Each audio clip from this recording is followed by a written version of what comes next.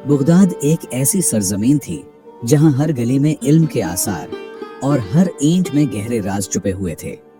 दुनिया भर के सियासी, इल्मी और फलसफी लोग बगदाद को अपना मरकज मानते थे। यहाँ से फारिग शुद्धा लोग माशरे में एक अलग मकाम रखते थे। इस शहर में एक मुमताज फलसफी और मुंसिफ काजी नोमान का नाम शोहरत की बुलंदियों पर था। हर मसले में उनकी राय को बहुत अहमियत दी जाती थी और कोई भी फैसला उनके हुक्म के बगैर नाकाबिल कबूल होता था। बगदाद की एक कदीम गली में काजी नोमान की एक छोटी सी दरसगाह थी जहां लोग इल्म और फलसफा सीखने आते थे। आज काजी नोमान ने एक अहम फैसला किया था। वो चाहते थे कि अपने 4 शागिर्दों के इल्म और हिकमत की गहराई को नापे। उनके नजदीक ये इम्तिहान न सिर्फ उनकी जहानत और काबिलियत का इम्तिहान था, बल्कि उनकी सलाहियतों को मुआशरती खिदमत के लिए बेहतर तौर पर तैयार करने का मौका भी था। कमरे में संजीदगी छाई हुई थी और शागिर्द अपनी नशिस्तों पर गहरे गौर और फिक्र में मुब्तला थे। काजी नौमान ने सवालात के जरिए न सिर्फ उनके इल्म को जांचने का फैसला किया, बल्कि उनके किरदार की गहराई को भी परखना चाहा। कमरे में गूंजते मकालमे जिंदगी के हकीकी मानी की परतें खोलने लगे और हर जवाब एक नई कहानी का दरवाजा खोलता चला गया। काजी नौमान ने अपने शागिर्दों के सामने एक अजीब और पेचीदा मुकदमा पेश किया। किस्सा यूं था कि एक शख्स ने मेहमानों के लिए खीर तैयार की जो खुशबू और जायके में लाजवाब थी, मगर बदकिस्मती से वही खीर मेहमानों की मौत का सबब बन गई। तहकीकात से मालूम हुआ कि दूध लाते वक्त मुलाजिम ने एक चील के पंजों में फंसे सांप को देखा था और इस सांप के मुंह से जहर के चंद कतरे दूध में गिर गए थे। कादी ने शागिर्दों की तरफ गौर से देखा और कहा, ये मुकदमा सिर्फ हादसे की नौयत का नहीं, बल्कि इंसाफ, नीयत और जिम्मेदारी के उसूलों पर मबनी है। गौर करो, कसूर किसका है? क्या मालिक जिम्मेदार है, मुलाजिम, या ये महज तकदीर का फैसला है? अपनी राय दलील के साथ पेश करो। शागिर्द संजीदगी से इस गैर मामूली वाक़ये पर सोचने लगे। हर एक अपनी बसीरत के मुताबिक जवाब देने के लिए तैयार था। पहला शागिर्द एतमाद के साथ खड़ा हुआ और कहा, ये मुलाजिम की गफलत का नतीजा है। अगर वो दूध के बर्तन को डांप कर लाता तो जहर के कतरे दूध में न गिरते। उसकी लापरवाही ने मासूम जानों को मौत के घाट उतारा, लिहाजा सजावार वही है। कादी नौमान ने उसकी बात को गौर से सुना और नरमी से जवाब दिया, तुम्हारी दलील में वजन है और आपका मतलब है एहतियात का दामन कभी छोड़ना चाहिए, लेकिन गफलत को सजा का सबब बनाना उस वक्त जायज होगा जब उसका मकसद बदनीयती हो। ये मुलाजिम का जुर्म गफलत का तो है, मगर ये ऐसा गुनाह नहीं कि उसे मौत की सजा दी जाए। पहले शागिर्द का सवाल उसके जहन के मुताबिक ठीक तो था, लेकिन गहरे जांच का मुकाबला नहीं कर सकता। काजी ने दीगर शागिर्दों की तरफ देखा, गवया उनकी राय का इंतजार कर रहे हों। दूसरा शागिर्द संजीदगी से बोला, मेरी राय में असल जिम्मेदारी मालिक पर आती है।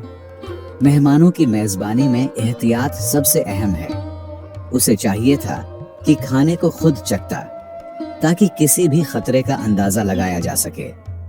अगर उसने यह कदम उठाया होता तो यह सानहा पेश न आता। कादी नौमान ने शागिर्द की बात को तहम्मुल से सुना और मुस्कुराकर जवाब दिया, तुम्हारी सोच में एक पहलू है कि मेजबान को जिम्मेदारी का मुजाहिरा करना चाहिए, लेकिन क्या यह लाजमी था कि वो जहर का अंदाजा लगा सकता? अगर ये खाना मालिक के मौत का सबब बना होता तो फिर जिम्मेदार कौन ठहरा? नियत और एहतियात में फर्क है, और नियत पर शक करना इंसाफ के उसूलों के खिलाफ है। इसलिए ये दलील भी मुकम्मल नहीं।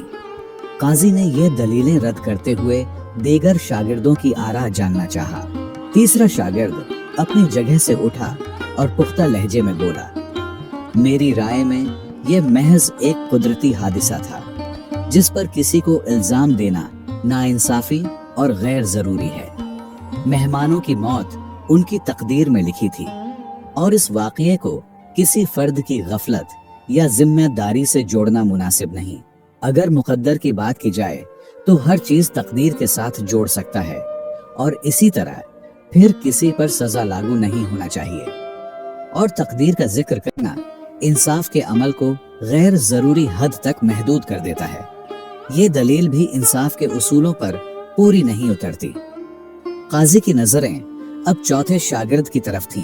چوتھا شاگرد اپنی گہرے دلائل کے ساتھ آگے بڑھا اور آہستہ سے بولا، سب سے پہلے ہمیں یہ طے کرنا ہوگا کہ اس واقعے کا گواہ کون ہے۔ کس نے چیل کو سانپ لے جاتے دیکھا؟ کس نے دودھ میں زہر کے قطرے گرتے دیکھے؟ اگر یہ منظر ملازم نے بیان کیا تو وہ شک کے دائرے میں آتا ہے۔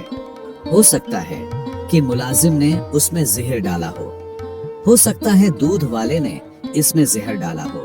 اگر مالک نے یہ بیان دیا تو شک اس پر آتا ہے، اور اگر کوئی گواہ نہیں تو جس نے یہ کہانی گھڑی ہے وہی قاتل ہے۔ قاضی نعمان نے اس کی بات سن کر بڑی گہری نظر سے اس کا جائزہ لیا اور پھر مسکراتے ہوئے کہا، تم نے انصاف کے اصولوں کو گہرائی سے سمجھا ہے۔ واقعی حقیقی انصاف وہی کر سکتا ہے جو سوالات کی تہہ تک پہنچے، اور تم نے اس آزمائش میں کمال دکھایا ہے۔ تم ہی اس منصب کے اہل ہو۔ قاضی کا لہجہ پورے کمرے میں ایک نئے حوصلے کا پیغام دے رہا تھا، اور شاگردوں کی نظریں چمک اٹھیں۔ قاضی نعمان نے اپنے چوتھے شاگرد کی بصیرت کی داد دی اور کمرے میں بیٹھے دیگر شاگردوں کو گہرائی تک فلسفہ اور منطق کو سمجھنے کا مشورہ دیا۔ انہوں نے کہا، علم وہ خزانہ ہے جو انسان کو نہ صرف دنیا کی حقیقتوں سے آگاہ کرتا ہے بلکہ اسے اس کے عمل اور کردار کا بھی سچا رہنما بناتا ہے۔ لوگوں میں علم کے ساتھ محبت کا یہ عالم تھا کہ اس دن بغداد کی گلیوں میں اس واقعے کا چرچا ہو گیا، اور لوگ نہ صرف قاضی کی حکمت کو سراہنے لگے بلکہ اس کے شاگرد کی انصاف کی بصیرت پر بھی فخر کرنے لگے اور اس کو مختلف انعامات اور اکرامات سے نوازے۔ جب قاضی نعمان بوڑھا ہوا تو اس نے اپنے قابل شاگرد کو اپنا جانشین بنایا۔ اس دور میں قاضی کا فیصلہ کسی لکیر کی طرح تھا جس پر تحقیق اور مزید جانچ کرنا قانونی خلاف ورزی سمجھا جاتا تھا۔ اس لیے قاضی بننے کے لیے سخت ترین مسائل کا حل تلاش کرنا، اسلامی اور قانونی طور پر مسائل کو سمجھنا، اور فلسفہ و منطق کی گہری بصیرت رکھنا ضروری تھا۔ وہی لوگ قاضی کے کرسی پر بیٹھنے کے لائق ہوتے تھے جو اللہ کے خوف، گہری علم، صحیح فیصلے کی صلاحیت اور اخلاقی کردار کے حامل ہوتے تھے۔ ایسے افراد نہ صرف قانونی مسائل کو سمجھتے تھے بلکہ انصاف کے تقاضوں کے ساتھ ساتھ اپنے فیصلوں میں انسانیت اور اخلاقی اصولوں کو بھی اہمیت دیتے تھے۔ مجھے امید ہے آپ نے اس کہانی کو غور سے سنا ہوگا اور کچھ نہ کچھ ضرور سیکھا ہوگا۔